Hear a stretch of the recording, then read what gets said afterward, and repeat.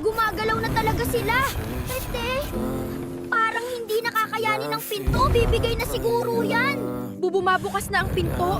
Hindi ko kayang tingnan kung ano talaga ang nasa loob. Baka kung ano pa ang mangyari. Tumakbo kayo ngayon din!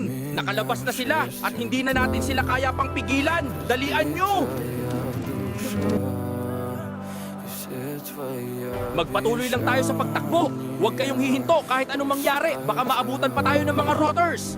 Hawakan mo lang kamay ko. Nakakalayo din tayo basta manatili kang malapit sa akin. May naririnig akong galaw sa paligid!